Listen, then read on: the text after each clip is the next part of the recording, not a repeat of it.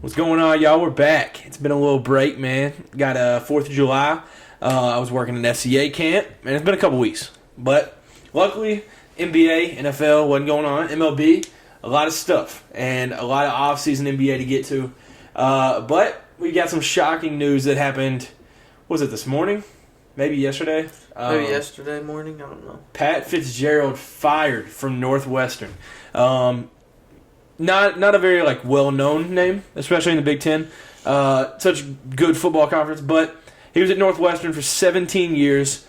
Solid coach.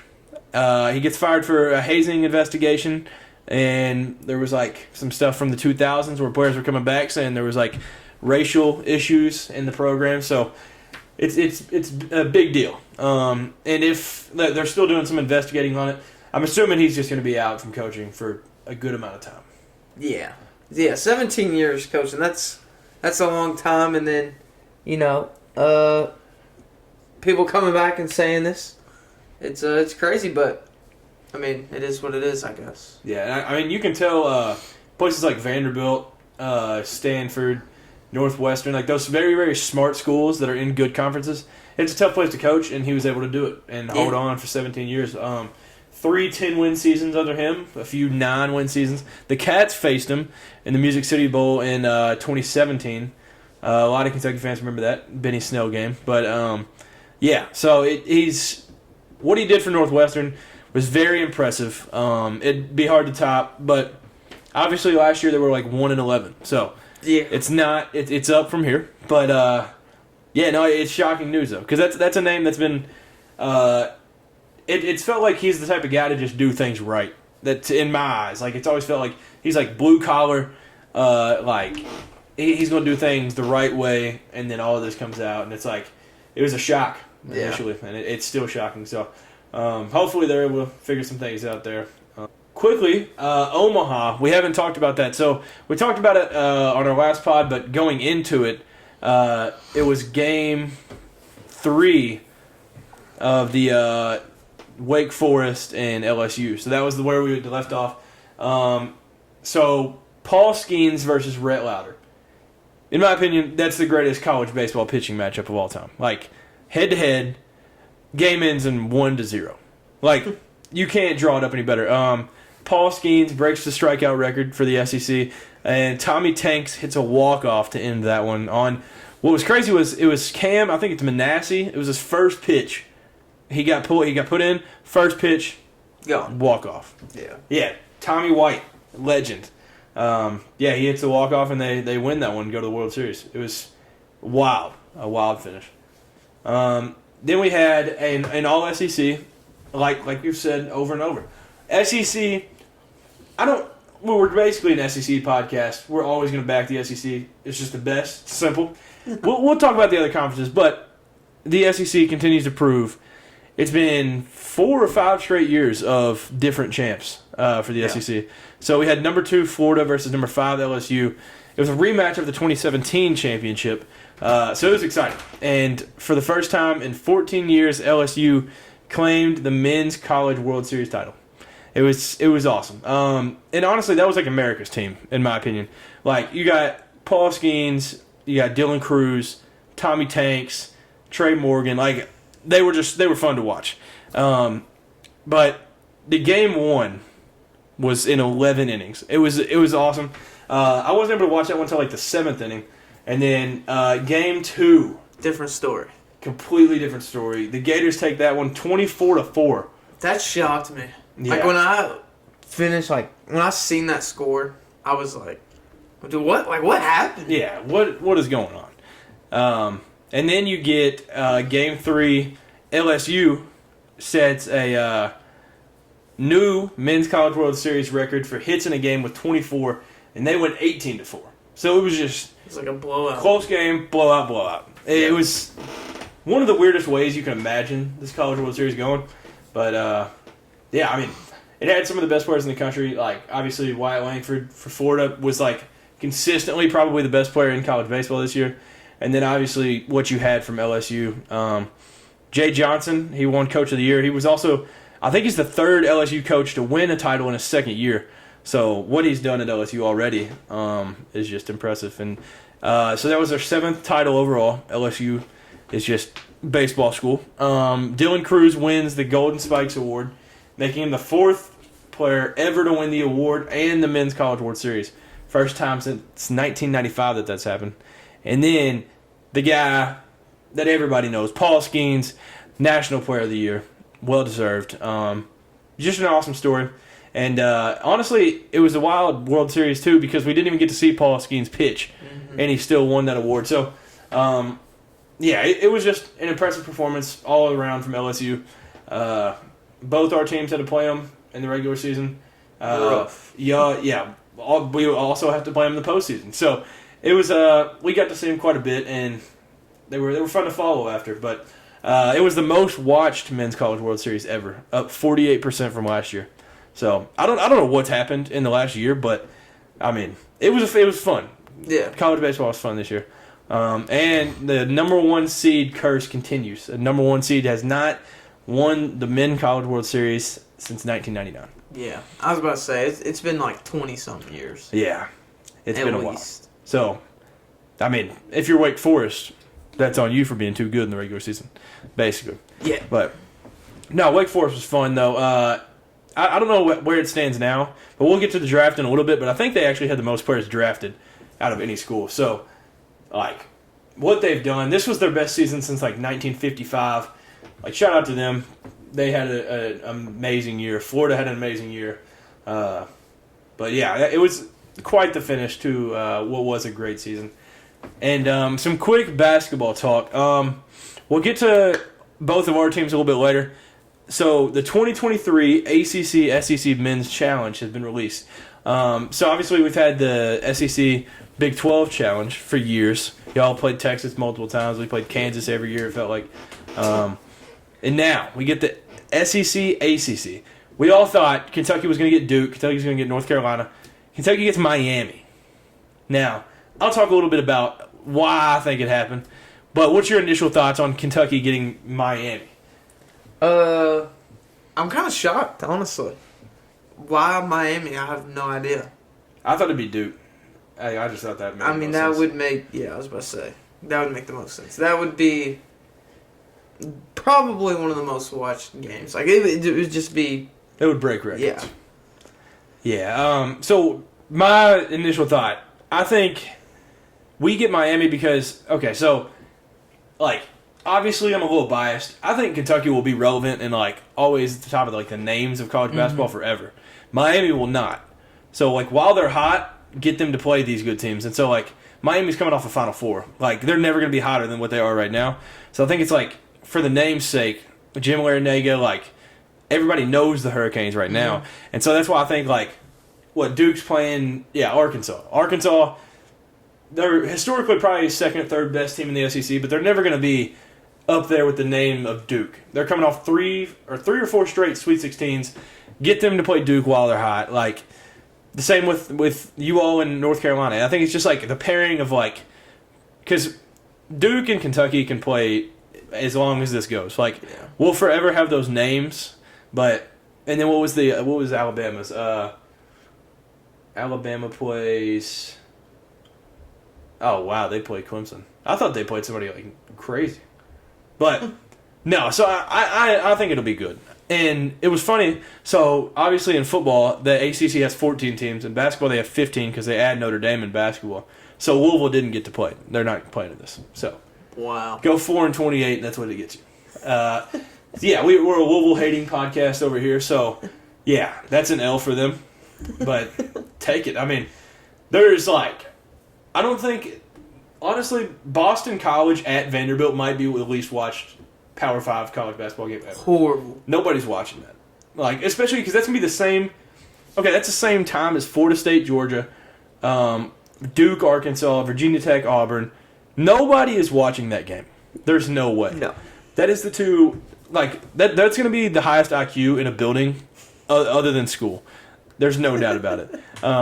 Yeah, I'm excited, though. And so you all will be going, what is it? You all go to North Carolina. Yeah. So what do you think about traveling to Chapel Hill? I like it. I get excited. We play, some of the better competing teams. honestly. So I'm looking forward to it. November 29th. Yeah, I'm excited for it. I'm glad y'all got like a road game too against like one of those type teams too. That's gonna be electric. And obviously Tennessee is one of the biggest names in the country right now. Sweet 16 this past season, like it's Sweet 16 curse. Yeah. Maybe, but yeah, hot though. So yeah, I think that'll be cool. And I mean, UNC is down. Go snag a win. So we'll see how that goes. And then some Reds talk. Obviously, both Reds fans here. Ellie De La Cruz, biggest name in baseball since Babe Ruth. We'll put it that way.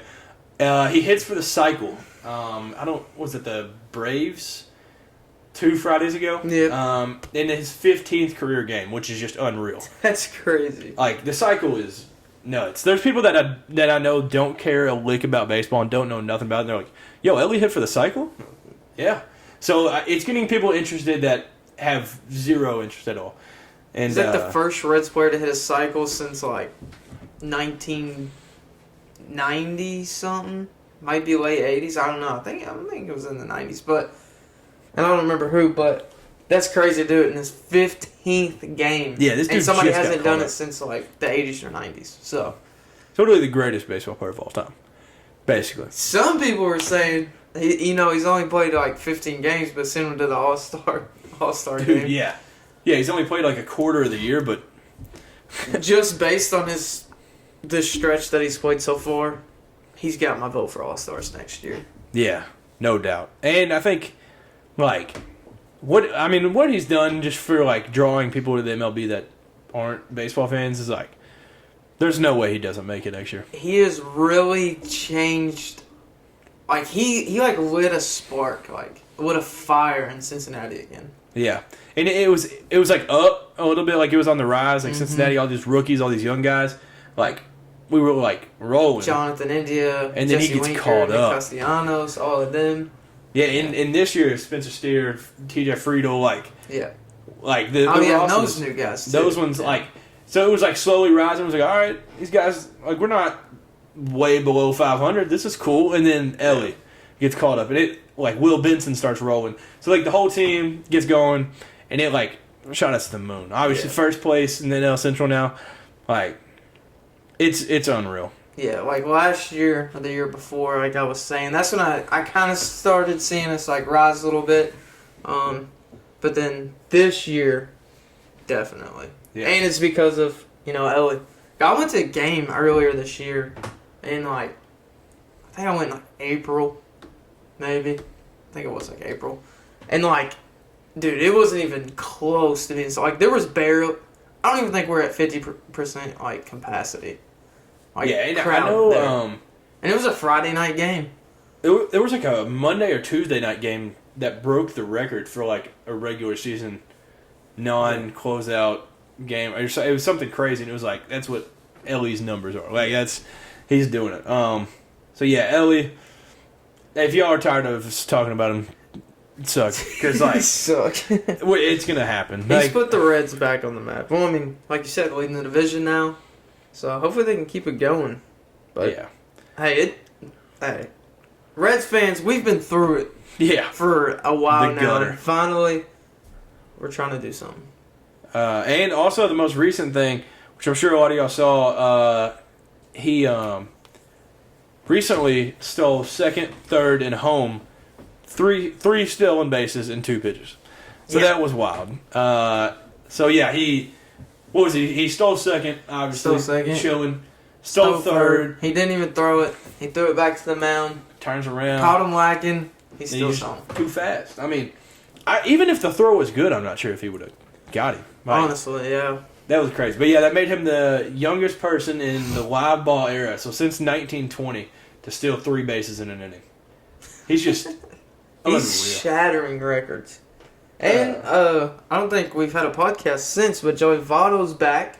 Mr. Hugh Banks. Bus driver. Yeah, bus driver, a.k.a. chess player. He's everything. Yeah. The man of everything.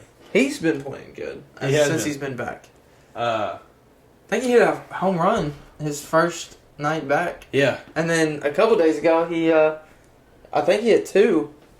It was something like that. I don't remember what it was, but let me get the number right. So I guess the streak. It was 3 days ago. The record was set at 22 straight games with a home run, just for the team, which was a franchise record. So, and before that, we were in the streak the last time we did the podcast. 12-game streak ended in Game 2 versus the Braves, but like it's just like we've done the stocks of the week.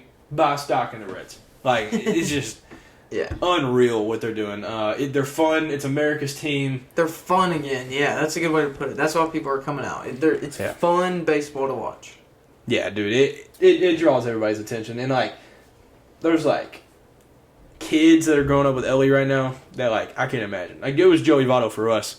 That dude is, like unreal. So, but what would even do crazier numbers is if we signed the best player in baseball right now, Shohei Ohtani. Because right now, Shohei leads the MLB in home runs, tied for the most triples. And it's the first time since 1978 that someone has done that this late in the season. So he leads the MLB in RBIs and OPS too. So we've literally got the greatest pitcher in the league and the greatest hitter. So I don't think it's crazy to say that he will be signing close to $1 billion contract. That's wild. It's going to be like $650 million. Yeah. It's going to be his contract. It's going to be stupid. And it'll probably end up being the Yankees or the Dodgers or the Mets. Probably the best player in baseball right now. Yeah. Like, this dude, if he just keeps on this streak, like, there's no way he's not the greatest player of all time. Yeah. But, yeah, it's going to be sad once he signs with, like, the Dodgers or the Mets, Yankees. It's going to be something like that because it's just going to be who has the money. Who's got the, like, I don't see how he doesn't go somewhere and they're an automatic contender. Because the Mets are obviously like 5-6 games below 500 right now. That flips the second he goes there. Yeah. And I could see that. So it's going to be sad to see that duo split up, him and Trout. But, I mean, it'll be best for him. So, yeah, I mean, he's just another fun guy to watch. So NBA offseason drama, this has been a minute since this happened. I didn't realize we didn't even talk about this. CP3 headed to the Warriors for Jordan Poole and a 2030 protected first round and 2027 second round pick. So that brings up the conversation of this Steph and Chris Paul history. So you got the notorious Steph absolutely shattering Chris Paul's ankles short corner. You got Chris Paul shimmying in his face when he was in Houston. So them being teammates now is just hilarious. And they were at the Summer League games together. I can't wait to see it, honestly. I'm excited. Yeah, and you also had the one of my favorite NBA videos of all time, Chris Paul doing the fake laugh to Steve Kerr. Like, he's like dying laughing and then turns straight face.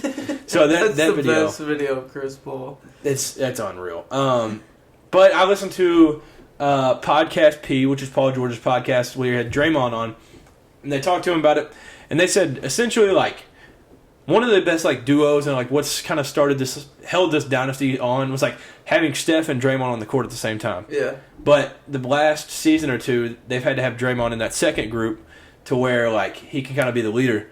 Now that's going to be able to be Chris Paul. So Draymond's back in that starting lineup. They'll be able to build leads, and then they have Chris Paul, 36-year-old leader, point guard, like being in that second group. Like you can't dream of any like a better like six man. Chris Paul gets his first ring next season. Calling it now, early take. That would be wild. I really want to see Chris Paul get a ring. I want to see him get one. Just get one before he retires. Yeah. It's like his kids. When he does, he retires, guaranteed. Dude, yeah, honestly, he better before he just gets hurt too bad. Yeah. But yeah, that also sparks the Jordan Poole and Draymond beef. Like, obviously, Jordan Poole headed to Washington, and so that ends them being teammates. And they've asked him multiple times, has Draymond reached out to you? Have you heard from him? And he just doesn't say a thing. He just smiles. So, safe to say, and people, which this is just the weird part of social media, the day he got traded, people noticed that he unfollowed Draymond. It's like, not that big of a deal, but, I mean, the beef still stands. I'm excited for when Washington and Golden State play. Like, Jordan Poole's for sure going to shoot it 75 times. Yeah. Minimum. So that'll be sweet. And some of the other offseason moves, we don't have time to go through all of them, but the Lakers have had quite the offseason. Yeah. Signing Cam Reddish, Taurean Prince, Jackson Hayes, and Gabe Vincent was the big one. So, yeah, that'll be awesome. And also with Gabe Vincent leaving Miami, Max Strus leaves Miami to go to the Cavs. So they're losing a couple guys. That obviously opens it up for a big name to come in. Maybe named Dame Dollar. We'll see. Hey. I hope that happens. But also, there's some like Bruce Brown. Obviously, Mike Malone at the I almost said at the wedding. The ceremony, he said, no, Bruce is coming back. We're running this back. Like a week and a half later, he's traded to the Pacers. So he got a bag, though. So shout out to Bruce Brown. And Derrick Rose is back in Memphis, where he played college ball. So he's also wearing 25. I think that was his college number. So yeah, I think honestly that'll be good for him to be a mentor to Ja, because Ja needs something. Like he's just got to get help. Your man Pat Bev to the 76ers. Yeah. So that'll be awesome. The former Vol, Grant Williams, going to the Mavs on a 4-year deal. I think it was like 4 year, $54 million or something. He got a bag. Yeah, there's been tons of moves. Dante DiVincenzo going to the Knicks, reuniting with his Nova boys. So it's Jalen Brunson, DiVincenzo, and Josh Hart. So they got the Nova reunion going on. And then, honestly, the Rockets have made some nice moves. They've got Dylan Brooks and Fred VanVleet. So he signed a $130 million deal, the largest contract for any undrafted player in NBA history. They've obviously got Amen Thompson from the draft, Cam Whitmore, Patty Mills. They've got Jock Landale. Like they're going to be nice. Yeah. That's going to be a fun team. Ime Udoka, obviously the head coach now. So like, it's going to be an exciting team. Alperen Sengun, like. They're going to be a team to watch out for. Jalen Green. Jabari Smith is being going stupid in the Summer League. We'll talk about that in a minute. So, that's going to be, I'm not saying playoffs, but they're going to be 30, 40-win team next year. Calling it now. But yeah, we mentioned Dame. We'll see where he ends up. So, it was like 2 weeks ago probably that he requested the trade. Mm-hmm. So then, it was yesterday that the Blazers GM, Joe Cronin, tells reporters on the Damian Lillard trade, if it takes months, it takes months. We're almost at a month already. So, just get this man to the Heat. Like, that's where he wants to be.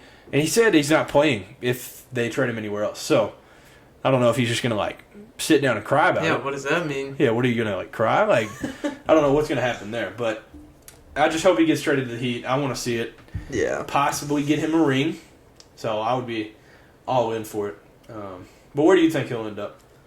Yeah, I feel like the Heat is really his only, like, not only option, but, like, I feel like that's just a good fit, really. I do, too. And I just think that trio of Bam, Jimmy, and Dame would just go. Yeah, that's nice. Yeah, and Dame and Bam are close. The only thing that I hate is Tyler Hero will be gone. Like, I love Tyler Hero with the Heat. I wish they could figure out a way to not have him in that trade, but he's such like a hot name. Like he's going into year 5. Like it's just a big name to be able to try to get. Yeah. So yeah, we had the NBA Draft. Huge surprise at number 1, Victor Wembanyama. Nobody saw that coming. Yeah, that was a lot. No matter who the number 1 pick was 5 months ago. Yep. But we called it on our mock draft on the Instagram. Brandon Miller going 2, and Scoot going 3. And we also called Amen going 4, which that one was kind of written in stone. But once it got to 5, it got interesting. So Asar Thompson, Amen's brother, goes 5 to the Pistons. I think we had him 9 on ours. And Anthony Black goes 6 to the Magic. Bilal Coulibaly, who I had at 10, who people called me crazy for, he goes 7. Gets traded to the Wizards. 4, Jarris Walker, who is going to the Pacers. That got drafted at 8. Taylor Hendricks at 9. I had him in the top 10. We talked about him. We liked his game. And so he's going to the Jazz. And then at 10, Cason Wallace gets drafted by the Mavs, going to the Thunder. And also, since then, Tata Washington got traded from the Rockets to the Hawks to the Thunder. So now we've got Shea, Cason Wallace, and Tata all on the same team now. So I'm excited. I'll be watching a lot of Thunder this year. They're building the Kentucky team. Yeah, the Oklahoma City Wildcats. the best, why not, pick from one of the best? Honestly. And it's funny because they're all similar, the way they play. So I'm excited to see it. One of the shocking things was the fact that Michigan had 2 top 15 picks. So Jet Howard goes 11 to the Magic, Kobe Buffkin 15 to the Hawks. I don't know if that says, from what I see, Juwan Howard sucks at coaching. That's what I see. Because you had the number 1 transfer in Hunter Dickinson, and then 2 top 15 picks, and you didn't even make the tournament. That's pretty bad. That's horrible. Fireworthy. Hot seat. Get that guy. They definitely have to be considering putting him on the hot seat. Yeah, it sucks because he's like a legend. Like, you want those things to work out, but like, come on, dude. You gotta make the tournament. They made it last year, but I don't know. I love the Jordan Hawkins being lottery, so he went 14 to the Pelicans. Keontae George, I picked him as a sleeper in the draft at 16 to the Jazz. I don't know why he fell that low. He's literally just a bucket. He can play defense. He can hit threes. He's just that was such a good pick to me. Jaime Jaquez at 18. That's unreal that he slipped that low. He literally battles with Paul George in the offseason. And they were like, yeah, let's just wait, let him go out of lottery. And then your guy, Jalen Hood-Schifino, gets drafted out of the Lakers at 17. So that was pretty sweet. Yeah. Brandon Podziemski. So not a very common name, not a well-known name, but he gets drafted by the Warriors. Y'all are going to know the name. I'll just say that now. Santa Clara, his game's going to pan out. He's a shooter. He's tall, lanky. There's not a better fit in this draft for the Warriors outside of top 5, obviously. Mm-hmm. They could not have had a better pick there. And if you don't like the Warriors, you've got to hate that pick because you're going to remember that. Cam Whitmore falling to 20. I had him going 5. That was my prediction. 20. So this is back-to-back years where they're able to get a guy that's falling late in the draft. So that was impressive. They had no option. Once he got to 20 and they could pick him, it just made so much sense. And then you had what I thought was a shock was Nick Smith going 27. I thought he'd be higher. He was the number 1 player in the class of 22 out of high school. So him falling that low, he's been balling in summer league. He'll pan out very well. And we almost had Chris Murray, brother of Keegan Murray that plays for the Kings right now, gets picked 1 pick before the Kings. So he goes to the Blazers, and they end up not being able to take him. But I would have loved to see the brothers reunite. Some of the other ones that we note, Julian Phillips, Duvall, goes to the Bulls at 35. Yep. I like that pick. The potential with him is through the roof. Yeah. A sleeper pick, I'll pick, I don't know if I want Keontae George or Maxwell Lewis. One of those names y'all going to know. Nuggets take Maxwell Lewis at 40, which y'all will hear his name a lot. Amari Bailey goes 41 to the Hornets. That one's unreal. The winner of this draft is the Hornets in my eyes, and it's not even close. Taking Brandon Miller, Amari Bailey, Nick Smith, all in the same draft is ridiculous. Yeah, they had some good picks. Good story. Keontae Johnson gets drafted 50th by the Thunder. If y'all don't remember him from Florida, he had the, I don't know, I don't want to say what it was. It was essentially a heart attack on the court at Florida. Sat out a year and a half, 2 years or something. Went to Kansas State last year. They had that incredible run, and now he's getting drafted. So his life went from the scariest, lowest point to where he's at now. So it's just a cool thing to see. The Nets, Jalen Wilson.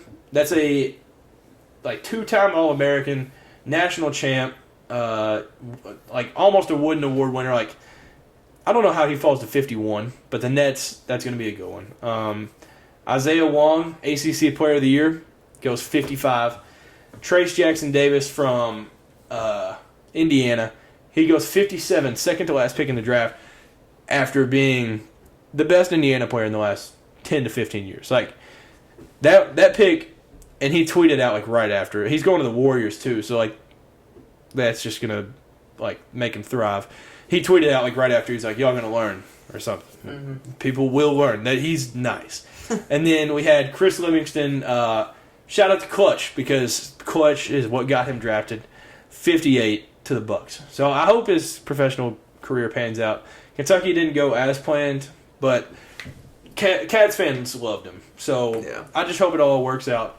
Another one, Amani Bates is the name that everybody knows. He went 49 to the Cavs. Like, what we've already seen in Summer League is just unreal. Like, he looks like he's going to be like Kevin Durant. And it's just, it could be dangerous if he pans out. Some of the notes that we took, Victor Wembanyama had that, they literally had a party in San Antonio because they knew where he was going. Marty Smith was there, had Victor's face shaved in the back of his head, so that was unreal. Hornets fans, when Brandon Miller got drafted, literally booed him. So, Yeah, that was nuts. yeah. I just don't understand ever booing. Like, you really don't know how those guys are going to pan out. Like, Yeah. I mean, I guess you want Scoot, but, like, you already have a guard that is proven. Like, why do you want to risk that? But, second time brothers have been selected in the top 5. First time it's ever happened in the same draft. The first time twins have been selected in the top 10. So, yeah, they made history. Amen and Asar. Jarris Walker was the first top 10 pick out of Houston since Hakeem in '84, which is crazy to me. I thought they for sure would have had one. A little flex for my coach. 16th straight year of Calipari having a first-round pick. That's ridiculous. Yeah. 16. Yeah, he's the Nick Saban of basketball, I think. Grady Dick's outfit. Thoughts off rip. You got the shiny, sparkly red suit. What did you think of that? I don't know about it. It was a lot. So he said it was for the Dorothy slippers, like the red slippers from. Yeah, because he was born in Kansas, went to Sunrise Christian in Kansas, went to the University of Kansas, and now he's like paying homage to his home. But yeah, I don't know about it. It was just. I think it would have been cool if he didn't have those massive. This dude literally had like shoulder pads on. Yeah. That was the only issue. And then we talked about this notable big man that did not get drafted. Adama Sanogo, who was literally the Final Four most outstanding player, won a ring. Oscar Tshiebwe, player of the year last year, unanimous. One of the best big men in college basketball history, honestly. And Drew Timme. So Drew Timme, which right before the draft, he was thanking Nikola Jokic. He was like, thank you for being able to prove that our type of game works, that big men that can pass, play the perimeter. So I think Drew Timme will be fine. He'll end up playing somewhere. Sign somewhere, yeah. I just don't know what these scouts, these NBA scouts see because you said the ACC Player of the Year, he didn't get drafted till 50, 58, 50, something like that. Something late. And then I don't know. I guess they just see stuff that they like for pro ball, and then they see stuff that they think is only good in college. But it's crazy to see some of these dudes not go. I mean, I know there's only so many spots, but I feel like some of them waste some picks. I mean, that's part of it. And I think to your point too, it's I think teams fully draft off potential now because ACC Player of the Year falling late. They don't take proven players; they take potential. So right. Jalen Wilson falling. There's all these guys that proved how good they were in college that are going a late second round, and it's I mean, it's entirely what the top, the whole first round is. It's almost. It's Player of the Year for something? Yeah, you're not going first round. Yeah, pretty good. Okay, but this guy's 6'10" with a jumper. We'll take him. He averaged 2 points at some small school, but yeah, that's essentially how it is now. It feels like that. And the man of March, Marquise Noel, ended up getting signed. This was kind of funny. It was 5 minutes after the draft. So as soon as the draft ended, the Raptors, they were right away. Yeah. Two-way deal, Marquise Noel. So, and he kind of went stupid in his first game. I don't remember his stats, but his first Summer League game was unreal. Mm-hmm. So, yeah, obviously, Kentucky boys. Oscar is now the only Naismith winner since 2000 to go undrafted. That's nuts. And then Cason Wallace and Chris got drafted. Jacob Toppin got signed by the Knicks. Nice. I guess that's it for Kentucky. Obi Toppin's brother? Yep. Yeah. If y'all watched any Kentucky games last year. Every time. I'm not even a Kentucky 5 fan, times a but game. anytime I did watch some of a Kentucky game, they would say it every time I watched. Yeah, we've got Jacob Toppin here, Obi Toppin's brother. You all might. Every time. Dude, He must have had a times contract or something with them. I don't Dude, know. unreal. But yeah, then the Vols, obviously Julian Phillips. Yeah. So I'm excited to see how he pans out. And I think the Bulls, honestly, with being so young, that's a great fit. I think it'll work out. Hopefully. Well. I haven't really kept up with his summer league, but Yeah. I'm sure he's doing fine. Like, he's a tall guy that can shoot. It's really all you need to be able to get minutes. That's what you need. Summer league. First off, the most important thing about the summer league, obviously in Vegas, that globe is just sick. Dude, it is awesome. That is like the coolest thing I think I've ever seen in my life. Yeah. If y'all haven't seen it, it's just literally just a ball just sitting. Like half of a ball on the ground. Yeah, and it's all a screen, so you can just change what it looks like. So they just made it look like a basketball, and then like It was an eyeball. Yeah, it was an eyeball at one point, like Galaxy at one point, and like they play basketball inside of that. That is unreal. Yeah. That blows my mind. It's kind of nuts. It's very a way ahead of our time. Like, it's like something you'd see in the future. Yeah, that's something you see in like a movie about the future. It's like, yeah, this is a thing. Okay, all right. Right. But, so Victor, people were quick to call him a bust after his first game. He had 9, 8, and 5. 5 blocks is stupid anyways. And then his second game, 27, 12, and 3. But then he gets called out to rest. But that second game, like, he was smart. Except for if you watched it, he did shoot his one-legged floater 3 with a guy right in his face. Gosh. It was like, dude, okay, I get it, you practice that, but like, you're down 4 with like 12 seconds left. There is a trillion better shots on that court than that. So that was my only issue with that game. But I mean, he was like putback dunks, high IQ. But I'm not really tripping over it. Like, this dude has moved across the world and been thrown in. He's got all this Britney Spears drama. Like, you can't expect this guy. What's that all about? Yeah, no, she tried to grab his butt. No, I'm just kidding. No, she just wanted a picture with him, and then the security guard Like, just hit turned her? around. Like in the face? Yeah, I don't even think it was like. I don't remember I saw the video, but I don't remember how hard he hit her. But like, it was unreal. Like, now he's got this drama. So, gosh, dude. I already saw a highlight tape where they put Britney Spears music behind it. So, yeah, it'll linger over him for a while. But yeah, I think it's kind of just let this guy live. Like, let him just chill a little bit and get his feet wet, and then he'll be chilling. But Brandon Miller, the story so far, this dude can't stop fouling. He's got like an addiction. Like how Chris Paul was able to solve his addiction of not making the finals. He needs to figure out how to stop fouling because this guy needs help. He had 7 fouls his first game, 8 fouls his second game, 5 his third game. Jeez, dude. This dude. So yeah, obviously 6 is the limit, but in the summer league, I think it's 10. This dude is pushing the limit of summer league fouls. Like, he's just taking advantage. They're just playing physical. Yeah, and I only watched one of Brandon Miller's games, but people are just saying he just can't physically stay in front of people, like playing defense. So he like can't move grabs his them. feet. Yeah, so that seems to be an issue. You might need to do that a little bit, especially at this level now, because people are quick and know how to get the space to get around you better than they do in college. Yeah, it's tough to try to work on your game in the NBA. Kind of need to be able to play some ball by the time you get drafted number 2. Yeah. Another guy, a couple guys that got taken out. Amin Thompson, 16, 5, and 4 in his debut, and then he is sitting out, I think, the rest of it with a sprained ankle. And then Scoot Henderson went number 3, obviously, 15, 6, and 5 in his debut. Then he got a shoulder injury. So, but dude, he does look like a grown man. Yeah, I will say, he's like 6'1", 6'2". That's a dude. Scoot is going to be awesome to watch. Keegan Murray, so they did the California Summer League before the Vegas one. Keegan Murray, there's no reason at all he should be on the court with these guys. 29 in his first Summer League game and 41 in the second. 41 is nuts. Yeah. Why is this dude playing? Like, there was like people talking on Twitter, they were like, this dude doesn't get a lot of time like in the regular season. I don't care. If you're that good, like, step aside, let these dudes play. He's like in his second, third year. Yeah.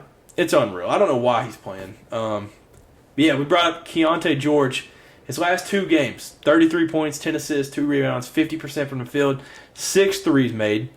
And then 26 points, 7 assists, 3 rebounds, 60% from the field, and 5 three-pointers. And the cool thing about that 33, that was the most since, well, quick quiz. Who do you think, so that was the most points scored in a Summer League debut since what Jazz player? Recent. See if you can get it off the top of your head. What? A recent Jazz player. A recent Jazz player? Donovan Mitchell. Yes. So that was the first, that was the highest debut points per game, or points in a game since Donovan Mitchell. So high praise for the young man. And he has the coolest background on his phone in the country. So he has a screenshot of his weaknesses that they said in the draft. So it was like playmaking. Wow. Yeah, like the number one was playmaking, and then he had 10 assists and 7 assists. Dude, that's like awesome. a menace energy. I don't know if that's the right word, but that's like, dude's got that dog in him, I guess. Dude, yeah, straight off rip. Like, he's gonna be fun to watch. I'm excited for him. They also announced the NBA Cup, so I don't really know completely how I feel yet. It's gonna be 6 groups, 5 teams each, so it's literally just the divisions of the Eastern and Western Conference. Starting November 3rd, ending December 9th. The Elite 8 will be in Vegas, and the winning team gets $500,000 each. So, even to those guys, that's a good amount of money. Yeah. So, I guess that's the only way that they can get guys to play a little bit hard. But the thing I do like about it is people will actually pay attention to the NBA, like, at that point. Like, in December, people will watch the NBA. So, I think it's going to be embarrassing for the team that's the first to hang up a banner for the NBA Cup, though. That'll be... Yeah, I'm not sure how proud people will be. I feel like they did this for the teams that just can't win a final, so they're like, hey, you know what? Yeah. Here's NBA Cup. Yeah, the teams that have, like, that are, like, first, second, third, they're just going to, like, sit there good players and, like, not even playing this. Like, this will be... We'll get to see, like, the Pacers win a ring off this. Hey! We'll get to see them boys throw up an NBA Cup trophy in the arena. The trophy does look cool. I'll say that. They did their best. I haven't seen it. It's literally... I don't even know how to explain it. It's a cool trophy, but I'll try to throw up a picture of it. It's as cool as you can make a mid-season trophy look. But yeah, let's do, before we get into the rest of it, some stocks of the week. All right, so I'll lead us off. I'm buying stock in white clothes. So that might be confusing to some people. Michael Rubin had his... it was like a whiteout, all white. I don't remember what he called it. All white party, I think was what it was called. Celebrities out the butt. Like, I've never seen so many celebrities in the same place. I don't even think I can name all the people. So he just had his birthday party. Michael Rubin, the creator of Fanatics. I don't even know what else he does. He's just like the most famous dude in the world. You've got anybody from Lil Baby, Mo Bamba. You've got Jack Harlow, Drewski, Tom Brady. There is everybody. Kim Kardashian, Travis Scott, like every possible name other than LeBron. That was like the only person I remember not seeing there. D-Book, Kevin Durant, Odell. Like, it was unreal. There was every celebrity in the world. But buy stock in white clothes because they definitely got a bag. That was definitely the most purchased like clothing color ever. Like that month, it was sick. I was a fan of it. It was cool to see all the pictures. Grant Williams was there, so hey, that was pretty sick. He gets a bag and then pulls up. So, it was a cool scene. But yeah, everybody was there. If y'all didn't see it, look up pictures.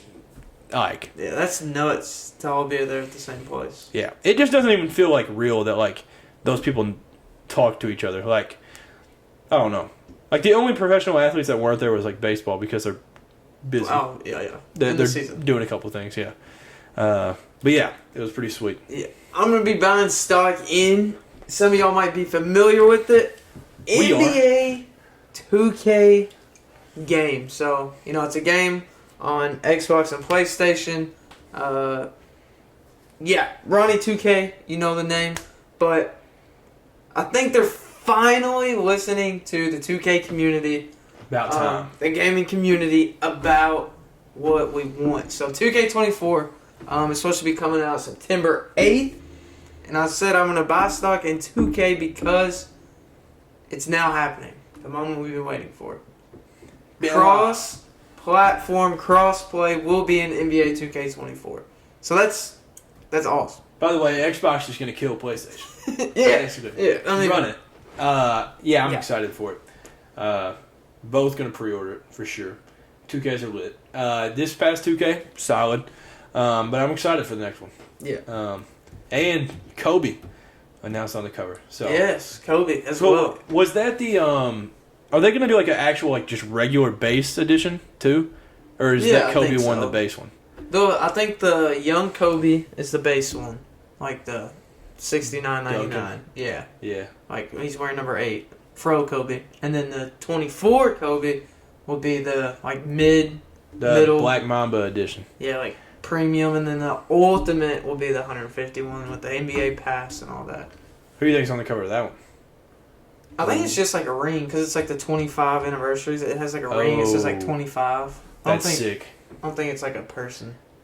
But yeah, I'll probably buy that at 100 because that's a sick cover. But I wonder who's going to be on that. Like, if there's going to be like another base model, how there was like. Because there's like know what you mean, 30 models every year. It feels like. Yeah. So I wonder if like Jokic is going to be on the cover. Or like a Jokic cover would be elite. A Jokic cover. They need to put that picture of Jokic where he's like sitting down without a shirt on and he's got like the high CE in front of him. That on a 2K awesome. Would be the most sold 2K of all time. Yeah. They did the WNBA one. Sabrina Ionescu is on the cover, which I actually like. Sabrina, like she's just a dog. Yeah, she's cool. So that's pretty cool for her. And yeah, I guess that's all that they've announced of the covers so far. But Kobe was on 10, 17. Oh, he's on 21 because I bought the one where he was on the cover. I don't remember the name of it. It was like Legendary Edition or something. He was on 21 on like 2 different covers. And so now he'll be on 2 of them here. So like, I just remember the base ones. I don't really remember the... Yeah, he was on... So this will be his 5th and 6th covers. So, but it only makes sense. Yeah. If they could have screwed it up. They did a good job on this one. So I'm excited for it. Yeah. Now, I feel like there needs to be... Obviously, Jokic needs to be on a cover. Joel Embiid could be. But yeah, no, I'm looking forward to it. So we'll see who else is on the covers. Obviously, we had the J. Cole edition, too. So I don't know if there'll be a rapper. there's Rod Wave. So many. I don't know. Rod Wave edition, too. But who are you selling stock in this week? I'm selling stock in ESPN. So this was a couple weeks ago. There was just random day. I think it was like a Friday. ESPN was they just let go nuts.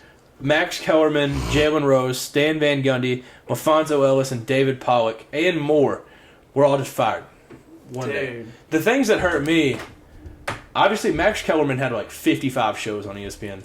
That dude was on the TV all day. He had like a boxing one, NBA one, this just in. Like he had some crazy ones. But Jalen Rose, I mean, I feel like he did a lot. Stan Van Gundy, that's a shock. But Alfonso Ellis and David Pollock, that hit home. Because Alfonso Ellis is on College Game Day for basketball, and David Pollock is on College Game Day for football. And David Pollock is potentially he's like a top 3 Georgia Bulldog of all time. Mm-hmm. So it brought some perspective of like an SEC player mixed with like Desmond Howard and Kirk that are Big Ten guys. Like, I just thought it was perfect. Like, David Pollock, I thought his job was safe. But he's going at it with like a great perspective. He was like, everything happens for a reason. Thank you for their time, and then we'll see where I go from here. But man, it was just sad. It was sad to see all of them gone. But yeah, Alfonso Ellis and David Pollock. That was my mornings on Saturdays. You wake up, College Game Day, whether it was basketball or football. You'd see them on the screen as soon as you wake up. So it's definitely for sure going to be different. Yeah, no doubt. I love David Pollock too. That dude get me fired up. Like Tim Tebow, obviously he gets you running through a brick wall, but like David Pollock, that dude is different. Solid dude. We like David. Yeah. So I'm gonna be selling stock in. Crazy, but is it the end of the road for Twitter because of this new app called Threads? Yep, by Instagram. I haven't personally got it yet. But basically, it's just like Twitter. Yeah, I've been using it a little bit. The only thing I don't even know how to figure out how to see my likes on there still.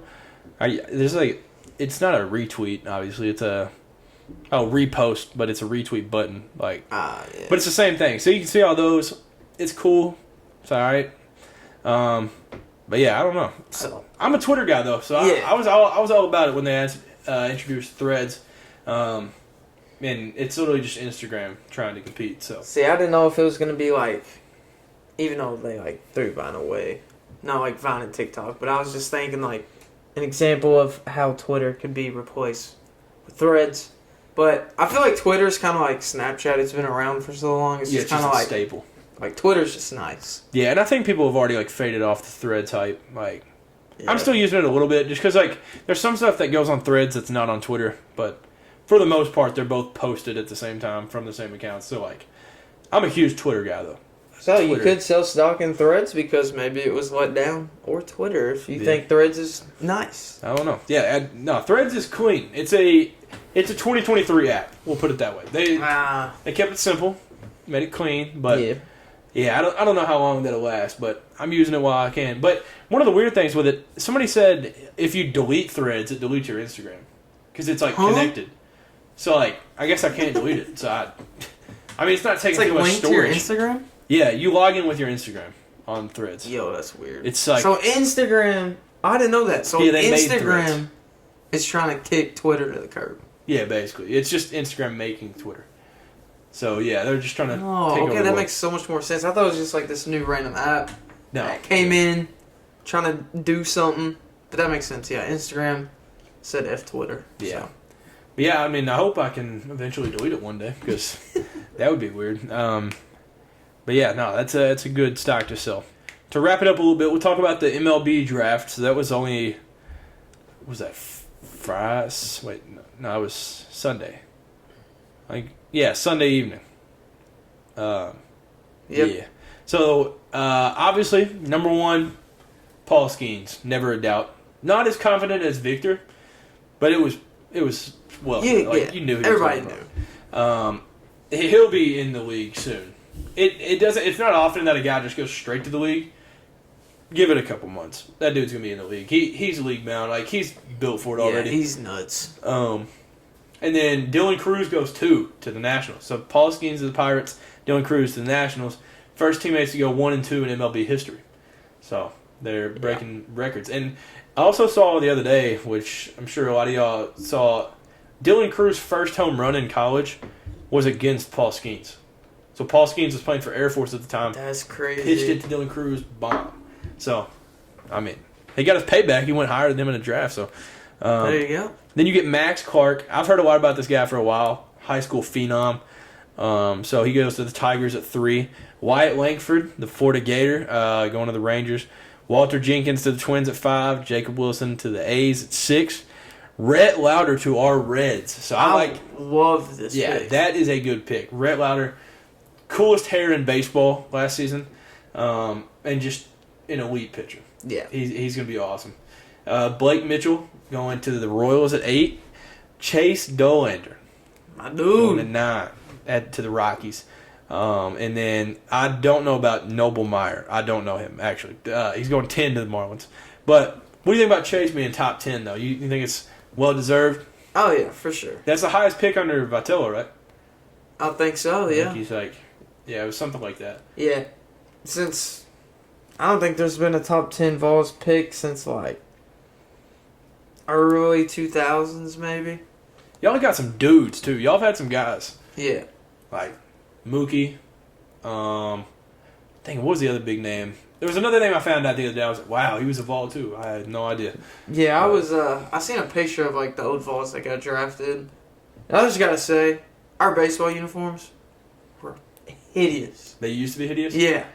They're I don't know. I ain't seen them. Horrible. Yeah. I mean, they're not, like, bad, but I mean, they're pretty bad. They're bad. Yeah. I was like, dude, that's ugly. But, yeah, Chase Dollander, great pitcher, really. Yeah, he's a dog. Hope he works out. Yeah, he goes from Rocky Top to the Rockies, so it's pretty sick. Yeah. Hey, actually, Peyton Manning, I saw a picture of Peyton Manning, like, shaking the Rockies dude's hand. Really? Yeah, so, like, that's pretty sick. Tennessee's been connected with the Rockies for a while, so. Vol connection. Yeah. So yeah, y'all had a lot of guys drafted. Obviously, Dollander, and then I don't even know how to say some of y'all's dudes' names really, but the coolest one to me, Zach Joyce, your boy Ben Joyce from last year. We talked about him getting called up to the Angels. He got drafted by the Angels in round 14, so that'll be sick. Hopefully, he gets caught up as fast as Ben did, because Ben's already at the show. I feel like with the pitchers, it's like there's more of an urgency because people need pitching, obviously. And if you're good, you're gonna move up quick, rather than a position player. I'm trying to remember the other name of the. Let's see. Yeah, so Ty Floyd was also drafted by the Reds. LSU pitcher, I guess. And then obviously a lot of others. An Arkansas guy. So yeah, the Reds. I like the draft. Obviously, we won't be able to see how well it panned out till like 5 years down the road. But yeah, I mean, I think it's as good as we could have done. And the Cats, we had 3 guys drafted, which is numbers for us. Austin Strickland was our first, round 8 to the Pirates. I'm gonna butcher this name. I don't even remember. I remember seeing him pitch, but I don't remember how to say his first name. Magdiel Cotto, I think is his name. I remember. Wait, that's the dude. We put in against LSU that just got bombs hit on him, I think. That's a bad memory. I don't know. But round 11, he got picked also by the Pirates. And then Logan Martin, round 12 to the Royals. So Pirates are for the Cats, man. Yeah.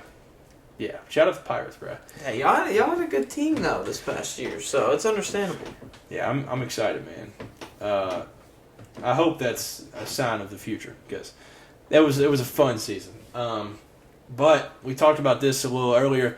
DJ Uiagalelei, who y'all know, college football fans, y'all know him very well.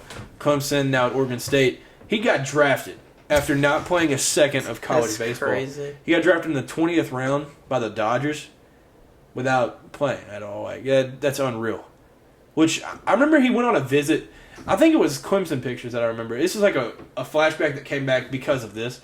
On his visit, he was wearing the football uniform, no helmet, the baseball hat, with a football inside a glove or something with a baseball bat on his shoulder. So it was like both.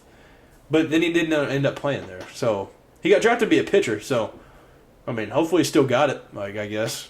Like, congrats, man. He's not going to play there. Like, well, actually, usually this doesn't happen. Like, Johnny Manziel got drafted, like, around 18 or something. Mm-hmm. Or no, he was like in 20, I think. And obviously he went to the league. Kyler Murray went to the league. Russell Wilson went to the league. Like, all these guys went to play in the NFL. I'm not sure if he has an NFL future, so I don't know if he ends up, like, taking that route. That'd be unreal. I don't know how that works, though, if you have a guy that you drafted that's not even going to be playing in the minors because he's playing college football. Yeah, I don't know how that works. Yeah, no, it's an interesting situation because, I mean, that says something, like, I saw people talking about, though, like, I don't pay attention to the late rounds of the draft, but, like, people were saying you just take the most random dudes at this point in the draft. Like, I feel like they could have taken... this is random. Yeah, they could have taken us. Honestly, we could have got a call and been, like, called up. But, like, yeah, so DJ, shout out to him, I guess. I guess. He's from Cali, so he got drafted by the Dodgers. So that's... Yeah, his draft link said Oregon State, so I guess he was there. I wonder if he's going to be playing baseball there. Mm-hmm. Because on his draft thing, it said college, Oregon State. And I was like, wait, what? Facts. Yeah, no, that doesn't even make sense. He hasn't even played a snap of football there yet. That blows my mind. I guess he's taking classes, but maybe. So yeah, MLB All-Star Weekend / week. So yesterday was the Home Run Derby. Yeah. Obviously electric. It's just like the coolest dudes event that there is. Yeah. Like, so we had my guy Pete Alonso trying to go in and win his third to tie Ken Griffey because he's got 2. Ken Griffey's the only guy with 3. So he's going into it with that mindset. Julio Rodriguez, though, the hometown kid, trying to win one for Ken Griffey in Seattle. He sets a home run derby record in the first round with 41 home runs. Dude, that's like... It was like every pitch was gone. That was just unreal. Then Adley Rutschman hits 21 home runs left-handed. Then you get your 30 seconds extra. So he uses those to hit right-handed and hits 7 of 8 out, which is just the coolest flex in the world. That's showing off. Yeah. Shout out to Adley, though. That was awesome. But yeah, once Pete went out, I was like, all right. Honestly, there's some cool names. Obviously, Mookie was in it. He went out early. Didn't show up very well. Vlad, Randy Arozarena, like, there's a bunch of cool dudes left. But Vlad, going into it, was trying to be the first father-son duo to win a home run derby. His dad won it in 2007. Vlad, in the last round, hits a final round record of 25. Randy Arozarena steps up, 23 on the board. So he barely hangs on. It was awesome. People have said that like they don't care about this. If you saw Vlad live when this was happening, nobody cared more about anything than him winning this. He was so happy. So yeah, Vladimir Guerrero Jr. is your 2023 Home Run Derby champ. So yeah, that was his first one. He got his record broken in this, so he had 40, which was the record in a round, and then 41 was hit. So he kind of got his leap back. He won it. I'm glad to see him win it, though. You know, it's means something. Good for him. Yeah. Yeah, it was an interesting post game, which just happens a lot with baseball, just because it's a lot of Hispanics. But like the guy, like interviewing him or whatever, he would like ask the question out loud to the crowd, and then ask it in Spanish to Vlad. Vlad would answer, and then he would like translate that, and then speak that to the crowd. So it was like 2-minute interview to 15. Like it was crazy. But yeah, shout out to Vlad. It was exciting to watch. Our teams in basketball, though, I don't know if there's any news for the Vols, but I just wanted to talk about Kentucky. By the time this is airing, we'll be playing at 1:30 on July 12th. So it'll be Wednesday, July 12th. We play 1:30 the 12th, 8 o'clock the 13th, so Thursday. And then we don't play Friday, 1:30 on Saturday, 8 o'clock Sunday, I'm pretty sure. If we're still alive, it's like a little tournament. We'll be playing like Team Africa, Team Germany, Team Canada. I don't remember the rest of them, but I'm excited just because we'll be able to see. Just seeing these guys play different competition is just going to be awesome. So, yeah, we rocking the Ja Morant's, which I thought was an interesting choice of shoes to wear, considering the circumstances. But he recently had his like Ja 1s release, and there's like, I don't know if it's a USA themed pair, but one shoe's red, one shoe's black, or one shoe's blue. So we're going there representing the U.S., wearing U.S. jerseys. So that's cool. I guess it is fitting color wise, but like could have maybe gone with a different one. Yeah. Yeah. Is there anything going on in the world of the basketballs? Not that I'm too sure of. I haven't really. I did see Plavsic with the Hawks Summer League because he was Brady Manick's backup. It was wild. I was like, there's Plavsic. So he's getting it done. Yeah, not really much going on. It looks like we're getting a lot of off-season weight room work. Other than that, no, not really. No, I'm excited, though. Basketball is obviously right around the corner, but football is even closer. It's like 48 days. So it's going to be sweet. But speaking of that, SEC Media Day is next week. Nice. I don't remember who the Vols had go into that. But the Cats have the weirdest three I could have imagined going. So we obviously, all the head coaches go. And then we got Eli Cox, Octavius Oxendine, and J.J. Weaver. No Devin Leary. No Kenneth Horsey. Those two I thought were locks if I had just picked the three. Yeah. But we did play against two of these guys, though, in high school.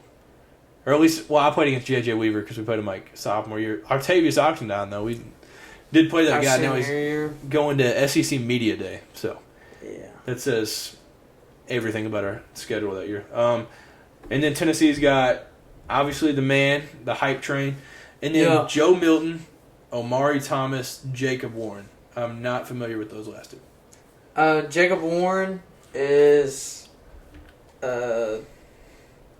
Dog, basically. He's I think he plays tight end.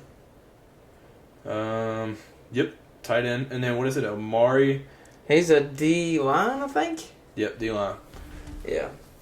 But no, the ones that I saw. Whose was it? Was it LSU? It might have been LSU. I was like, they were bringing some dogs. No, they could have. So they brought Jaden Williams. They should have brought Harold Perkins, which is literally the best player in college football this year, possibly. Yeah. And then Malik Neighbors. Like, I don't know how those aren't your three, but Jaden Daniels, Josh Williams, Mekhi Wingo. Yeah, I don't know him, but yeah. Oh yeah, Alabama is bringing the coolest name in America, Kool-Aid McKinstry. So, nice. Yeah, that's hype to see. And then Dallas Turner too, so he's just an absolute dog. But yeah, I'm excited. So that'll be next week. We'll definitely have to talk about that because there's always like the quote of the year. Like there's always one bold coach that's like there is that says something like we're doing 9-3. You're Vanderbilt. No, you're not.